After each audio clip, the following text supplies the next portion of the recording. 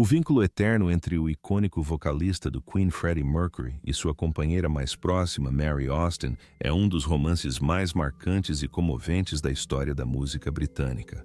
De futura esposa, a confidente mais fiel Austin permaneceu o principal pilar da lenda do rock, inspirando em última instância a balada emocionante Love of My Life.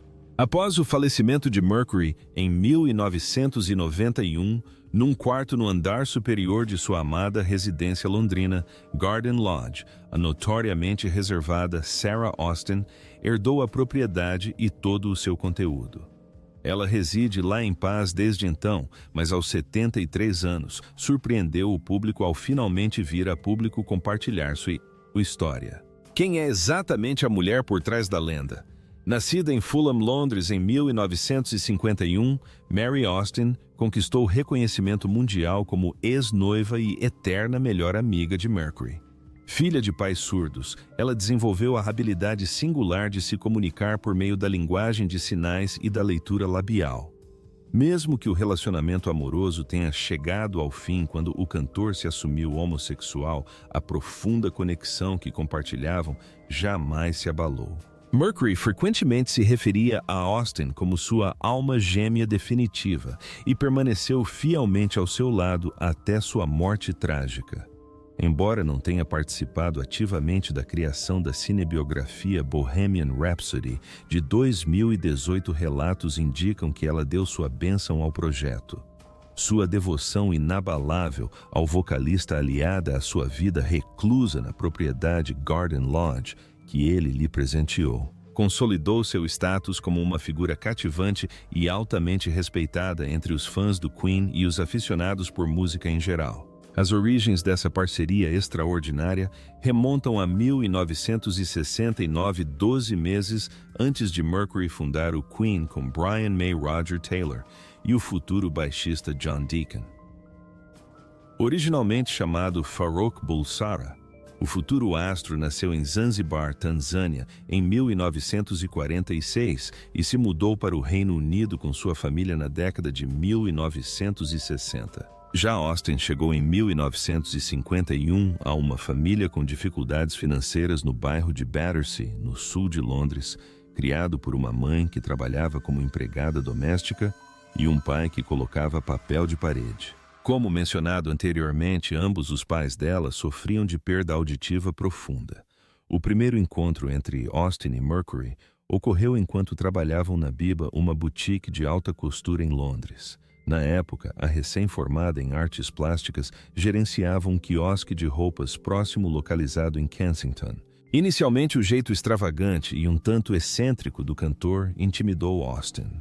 No entanto, o romance floresceu rapidamente, levando-os a dividir um apartamento modesto enquanto Mercury perseguia suas ambições musicais.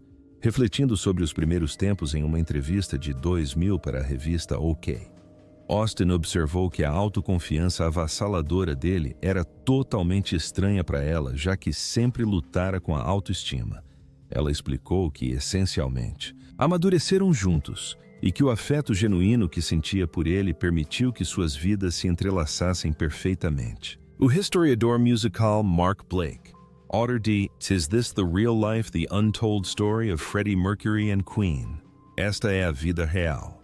A história não contada de Freddie Mercury e do Queen observou que Austin possuía uma personalidade muito centrada. Ele destacou a rápida evolução do namoro, observando que após apenas alguns meses de convivência, o casal decidiu abruptamente morar junto. Ao explorar a dinâmica romântica do casal, percebe-se que nos primeiros anos de relacionamento, Mercury ainda não havia alcançado o estrelato mundial e seu cotidiano carecia do glamour do rock and roll. Morando em um pequeno apartamento-estúdio, eles viviam a rotina típica de jovens apaixonados. Mesmo assim, um progresso significativo se anunciava, fortalecendo o vínculo íntimo entre os dois e impulsionando a carreira profissional do cantor. Embora tenham ido morar juntos quase que imediatamente, Austin precisou de um período de adaptação gradual para aceitar completamente o músico excêntrico. Mais tarde, ela confessou que levou cerca de 3 anos para experimentar um amor profundo, uma intensidade emocional que nunca havia sentido antes. Coincidentemente, esse marco emocional coincidiu com o ano de 1972. Um momento crucial em que o Queen assinou seu primeiro contrato com uma gravadora e alcançou o sucesso estrondoso nas paradas musicais. Melhorias financeiras permitiram que o casal se mudasse para uma residência mais espaçosa. No entanto, o verdadeiro ponto de virada ocorreu quando Austin viu seu parceiro subir ao palco em sua antiga faculdade de artes.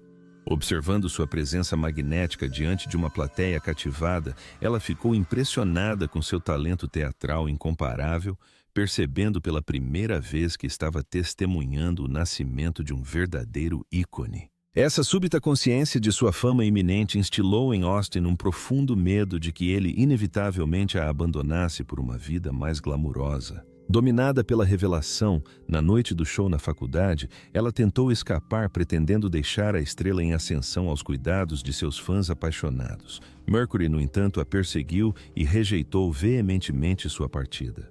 Austin relembrou mais tarde que essa intervenção específica a forçou a aceitar seu papel em seu novo mundo caótico. Ela expressou imensa alegria ao vê-lo prosperar enquanto sua carreira decolava, sentindo-se incrivelmente afortunada por ele ainda desejar sua companhia em meio à loucura. O Queen ascendeu rapidamente ao domínio internacional e Austin permaneceu uma presença constante ao lado do vocalista. O casal acabou se mudando mais uma vez, instalando-se em um apartamento espaçoso na Holland Road, em Londres. Foi durante esse período que Mercury fez um pedido de casamento totalmente inesperado. Coincidindo com o lançamento do primeiro álbum do Queen em 1973, a cantora pediu a mão de Austin em casamento com um gesto adoravelmente peculiar. Ao relembrar o episódio ao Daily Mail em 2013, ela descreveu ter recebido um pacote enorme dele no Natal quando tinha 23 anos. Ao desembrulhá-lo, revelou uma brincadeira no estilo boneca russa com caixas progressivamente menores. A última caixinha minúscula continha um lindo anel de jade. Completamente perplexa com o gesto, ela perguntou para qual dedo a joia era destinada. Mercury instruiu-a a colocar o anel na mão esquerda antes de fazer o pedido de casamento oficialmente. Atônito com a proposta inesperada, Austin só conseguiu murmurar uma aceitação silenciosa. Nos anos seguintes, a notoriedade da banda explodiu após o lançamento de Sheer Heart Attack em 1974 e A Night at the Opera em 1975. Este último incluía a lendária faixa Love of My Life, uma melodia comovente amplamente interpretada como uma homenagem à sua noiva. Paralelamente à ascensão meteórica do grupo, a persona de superestrela de Mercury se intensificava. O público do mundo inteiro acorreu para testemunhar sua presença teatral no palco, caracterizada por seus cabelos indomáveis, sorriso radiante, roupas extravagantes e uma impressionante extensão vocal que se aproximava de 4 oitavas. Apesar desse ápice do romance marcado por um noivado público e uma apresentação musical transmitida globalmente, Austin jamais se casaria com ele. Com o Queen alcançando triunfos monumentais em todo o mundo, as origens humildes do pequeno apartamento que compartilhavam ficaram para trás. Justo quando a vida profissional do músico atingia o auge, a conexão íntima entre eles começou a desmoronar. Após cerca de 6 anos de relacionamento, Austin percebeu uma mudança profunda, admitindo mais tarde que inicialmente tentou negar a realidade. Ela atribuiu o crescente distanciamento emocional às pressões da enorme fama dele. Ela se lembrava de voltar do trabalho e encontrar a casa vazia, notando que as chegadas noturnas dele prejudicavam seriamente a proximidade que antes compartilhavam. Por fim, ela chegou à conclusão de que a orientação sexual dele pendia exclusivamente para homens e não para ambos os gêneros. O entusiasmo do vocalista pelo casamento iminente também havia desaparecido por completo.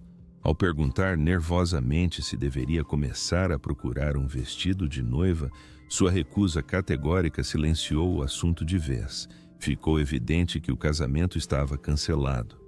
Determinada a abordar o problema de frente, ela iniciou uma conversa difícil.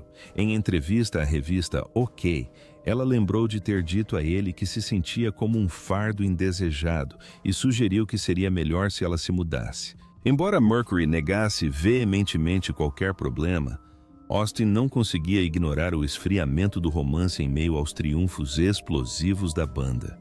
Seus retornos cada vez mais tardios para casa alimentaram suas suspeitas de infidelidade. A verdade finalmente veio à tona em 1976, quando o agora ícone global decidiu ser transparente sobre seus desejos sexuais em constante mudança. Ao compartilhar a lembrança com o Daily Mail, Austin descreveu a confissão como inesquecível. Admitindo sua própria inocência na época, ela explicou que levou um momento para processar completamente as palavras dele. Enquanto Mercury expressava imenso alívio ao declarar sua bissexualidade, Austin imediatamente contestou sua avaliação, afirmando firmemente sua crença de que ele era estritamente homossexual.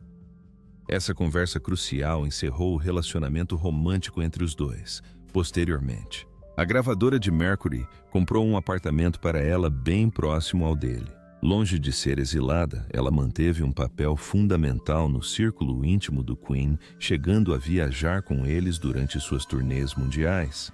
O biógrafo Mark Blake destaca a singularidade da dinâmica entre eles, após a separação, mencionando a existência de inúmeras fotos de bastidores do casal do final dos anos 70, muito tempo depois do término do relacionamento amoroso.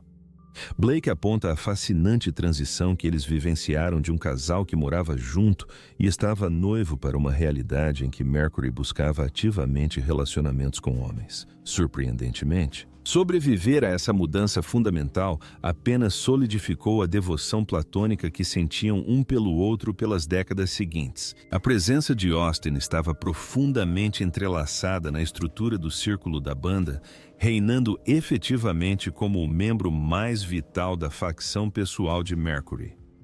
Após o cancelamento dos planos de casamento e a revelação de seu segredo, Austin se preparou para trilhar um caminho independente. No entanto, o cantor não suportava uma separação completa, orquestrando a compra de uma residência próxima para garantir que ela permanecesse ao seu alcance. Sua adoração duradoura por ela foi declarada publicamente durante uma entrevista em 1985, onde ele afirmou categoricamente que Austin era sua única amiga verdadeira e a única companheira de que ele precisaria.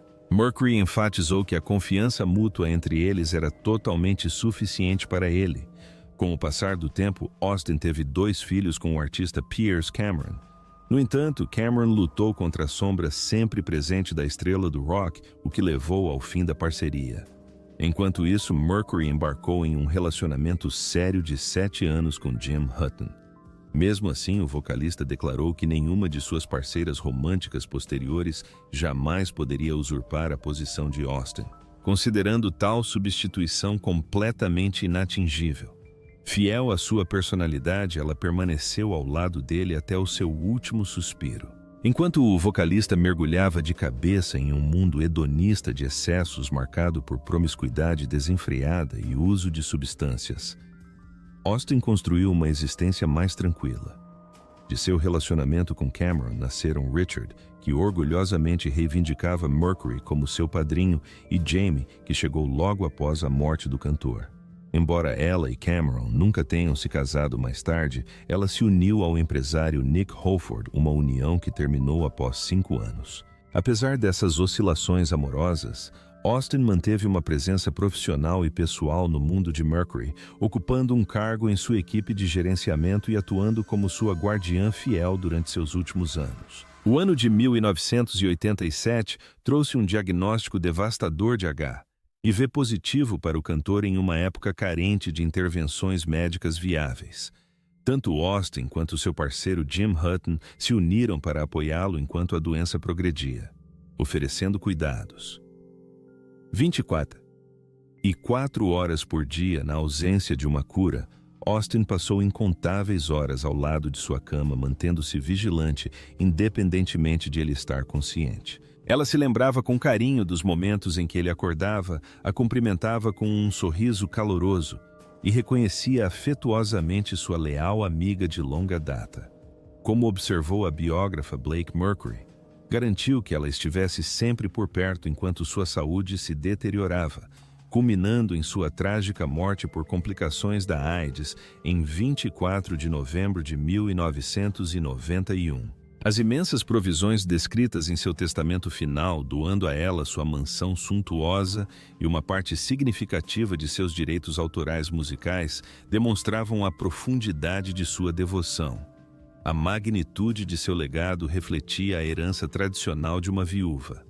A capacidade de Austin de ser o porto seguro da estrela extravagante era fundamental. Ela era anterior à sua riqueza e reconhecimento global e permaneceu seu alicerce até o fim. Ao lidar com o luto, Austin confessou ter perdido sua alma gêmea. Em uma entrevista, ela expressou que a morte dele foi como o rompimento de um laço matrimonial. Ela comparou a jornada deles aos votos tradicionais de casamento, tendo superado juntos a pobreza, a imensa riqueza, a saúde plena e uma doença terminal. Soltá-lo era impossível, até que a morte a obrigou a fazê-lo, e mesmo assim a agonia foi imensurável. Além disso, Austin protegeu ferozmente sua decisão de ocultar o diagnóstico de AIDS do público até seus últimos dias, em seu último ato de confiança. Ele lhe incumbiu da solene tarefa de espalhar suas cinzas em um local não divulgado, um mistério que ela guarda com fervor até hoje. Honrando suas instruções à risca, ela manteve a urna em Garden Lodge por 2 anos, antes de transferi-la discretamente. Enquanto isso, a casa em Londres permanece praticamente como ele a deixou, repleta dos móveis específicos que ele selecionou. Em entrevista ao Daily Mail, ela explicou que Mercury tinha pavor de seguidores fanáticos que tentavam desenterrar seu túmulo, um destino trágico sofrido por outras figuras históricas. Para evitar isso, ele exigiu sigilo absoluto, uma promessa que ela jurou cumprir indefinidamente. A natureza incomum do vínculo entre eles não diminuiu sua dor. Ela reiterou que a morte dele lhe roubou o amor eterno. A história dele serve como um poderoso testemunho de que o verdadeiro romance às vezes transcende a intimidade física, manifestando-se em vez disso como uma parceria inabalável construída sobre confiança absoluta e compreensão mútua. Quando o músico de 45 anos sucumbiu à pneumonia brônquica relacionada ao seu diagnóstico de AIDS em 1991, sua confidente mais próxima estava lá como estivera por décadas. Em relação à sua vida familiar, Austin é de fato mãe. Como mencionado, ela teve 2 filhos, Richard e Jamie, com seu primeiro parceiro, o artista Piers Cameron. Mercury assumiu um papel familiar, sendo orgulhosamente padrinho de Richard antes de seu falecimento trágico. Embora o romance de Austin e Cameron tenha durado até o início da década de 1990, sem um casamento legal, ela acabou se casando com o executivo Nicholas Holford em 1988. Esse matrimônio, porém, terminou por volta do ano 2000. Em meio a toda a turbulência amorosa de sua vida adulta, sua profunda conexão com Mercury foi o pilar singular e inabalável de sua existência. Então, qual é a situação atual de Austin? A leitura do testamento de Mercury revelou que ele lhe legou 50% de sua impressionante fortuna de 75 milhões de libras, que incluía notavelmente sua deslumbrante propriedade georgiana de 25 milhões de libras em Kensington. Hoje ela mantém um estilo de vida extremamente recluso dentro dessas paredes, mesmo com fãs devotos fazendo frequentes peregrinações ao exterior. Distribuída por 28 cômodos. A decoração opulenta permanece como uma verdadeira cápsula do tempo da era do cantor. Tendo originalmente ajudado Mercury a decorar a casa com extravagantes antiguidades, Louis XV Austin não sentiu absolutamente nenhum desejo de modernizar o espaço. Contudo, 2023 trouxe um anúncio sem precedentes que abalou a comunidade global de fãs do Queen. Austin colocaria em leilão cerca de 1.500 itens pessoais de Mercury. A enorme coleção incluía figurinos icônicos de palco, equipamentos musicais e letras originais de músicas. Em entrevista à BBC, ela esclareceu a motivação por trás dessa monumental venda, Ela expressou que finalmente havia chegado o momento de concluir de forma ponderada essa fase extraordinária de sua vida e organizar seus bens pessoais. Percebendo que acumular seletivamente certos itens parecia inadequado, ela determinou que, se fosse se desfazer dos pertences dele, precisaria da coragem de liquidar a coleção por completo. O lançamento estrondoso da cinebiografia Bohemian Rhapsody, em 2018, gerou uma quantia financeira impressionante tanto para os familiares de Mercury quanto para sua musa inspiradora. Graças a uma cláusula específica no testamento do cantor, Austin recebeu mais de 60 milhões de dólares dos lucros do filme. Por ser a musa inspiradora da amada balada de 1975, Mercury garantiu legalmente que ela receberia metade de toda a sua fortuna póstuma. Os 50% restantes de seus rendimentos foram divididos igualmente entre seus pais e sua irmã mais nova, Kashmira Bulsara. Narrando a vibrante trajetória do carismático vocalista do Queen, o longa-metragem dominou as bilheterias mundiais, arrecadando mais de 900 milhões de dólares americanos e se tornando um dos lançamentos mais lucrativos de 2018. Consequentemente, a irmã de Mercury, Kashmira, recebeu cerca de 25 milhões de dólares americanos, enquanto os membros remanescentes da banda embolsaram um total de 90 milhões de dólares americanos. Embora o filme tenha iluminado grande parte da jornada do vocalista, inúmeros detalhes fascinantes ficaram de fora da versão final. Além das telas, diversas curiosidades obscuras sobre o icônico artista permanecem amplamente desconhecidas até mesmo para os fãs mais fervorosos. Aqui mergulhamos mais fundo em sua história oculta. Curiosamente, o país exato de seu nascimento foi apagado dos mapas modernos. A britânica registra seu nascimento como Farrokh Bulsara, em 5 de setembro de 1946, filho de pais Parsis Bomi e Jer Bulsara. O casal havia se mudado da Índia para a região africana de Zanzibar antes do nascimento do filho. Hoje, no entanto, Zanzibar não existe mais como uma entidade política independente durante o início do século XX. Essa pequena ilha, localizada perto da costa da África Central, operou estritamente sob o domínio colonial britânico. Em 1963, a ilha conquistou a soberania, embora mantivesse laços com a comunidade britânica. Essa independência, porém, foi efêmera. Já em janeiro do ano seguinte, uma violenta revolta comunista desmantelou o sultanato árabe governante, substituindo-o por uma república e colocando a maioria africana nativa no poder pela primeira vez na história. Contudo, em abril, o cenário político mudou mais uma vez com a fusão de Zanzibar com Tanganyika, criando oficialmente o atual estado da Tanzânia. Fugindo da violenta revolução, a família Bulsara buscou refúgio em Feltham, um subúrbio a oeste de Londres. Foi ali que Mercury passou sua adolescência, eventualmente ingressando na Ealing Art College, atualmente incorporada à Universidade de West London, o que o levou a conhecer seus futuros companheiros de banda. Muito antes de dominar os palcos dos estádios, o jovem Mercury cultivava um hobby surpreendentemente tranquilo, a filatelia. O Museu Postal Britânico confirma que entre seus 9 e 12 anos de idade, o garoto reuniu uma impressionante coleção de selos postais antigos, uma coleção que agora percorre o mundo.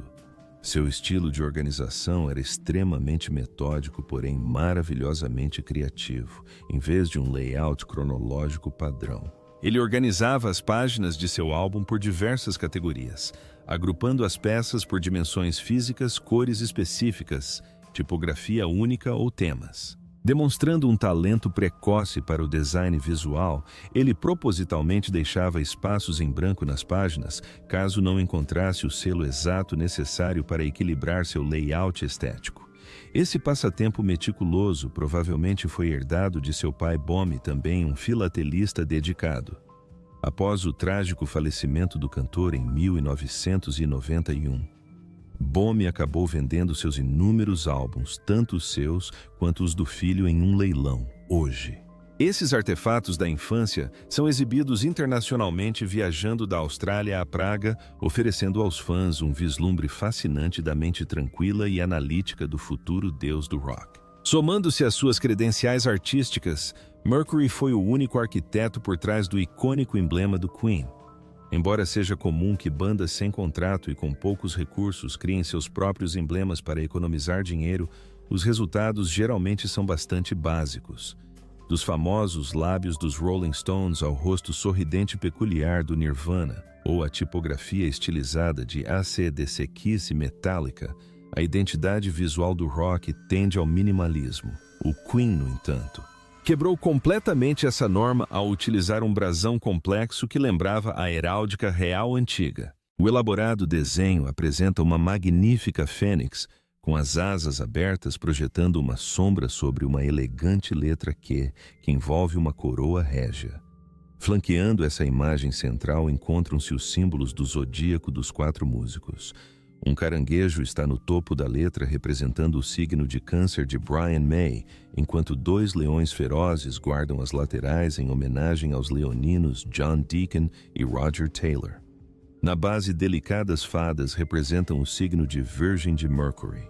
Utilizando a formação acadêmica que recebeu na Faculdade de Arte Mercury, criou esta obra-prima inteiramente sozinho. Inicialmente apresentado como um esboço modesto na contracapa do primeiro álbum da banda, o brasão foi refinado até se tornar a marca registrada altamente detalhada e mundialmente famosa que é hoje. Outra característica física marcante era sua sobremordida pronunciada, um traço que ele deliberadamente optou por nunca corrigir cirurgicamente por medo de que isso prejudicasse sua voz. Conforme detalhado pela Miller's Music, sua estrutura dentária peculiar era resultado de Mesiodens 4 dentes extras que comprimiam sua mandíbula e empurravam seus incisivos frontais para a frente. Apesar de sua imensa riqueza e do fato de ser profundamente inseguro em relação ao seu sorriso, frequentemente escondendo a boca com a mão e eventualmente deixando crescer seu bigode característico para disfarçar, ele se recusou obstinadamente a fazer tratamento ortodôntico. Seu raciocínio era puramente profissional. Ele estava convencido de que a sobremordida criava espaço adicional em sua cavidade oral, contribuindo diretamente para sua lendária ressonância. De acordo com especialistas vocais, Mercury possuía uma habilidade extraordinária de transitar com perfeição entre graves profundos e agudos penetrantes com afinação impecável.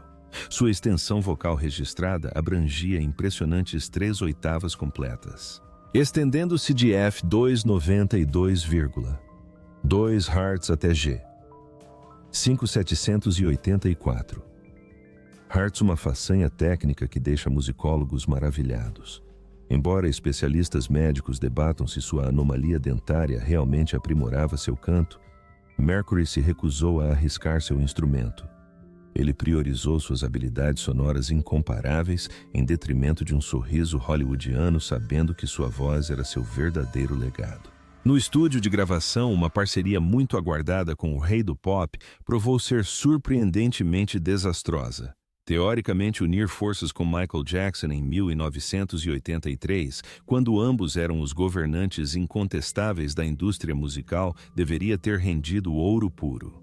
A dupla conseguiu gravar os vocais de 3 faixas, State of Shock, A Victory e There Must Be More to Life Than This, na obra biográfica Mercury. O vocalista do Queen elogiou diplomaticamente o material, mas atribuiu o fracasso em finalizar o projeto a graves conflitos de agenda. No entanto, essa desculpa pública polida escondia a realidade bizarra de suas sessões de estúdio.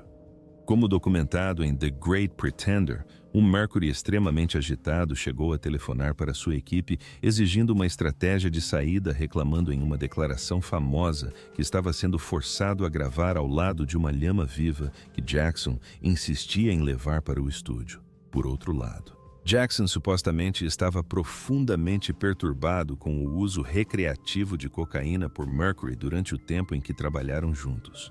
O atrito crescente acabou de vez com a colaboração e as fitas master permaneceram trancadas em um cofre por mais de 30 anos antes de finalmente serem lançadas comercialmente em 2014.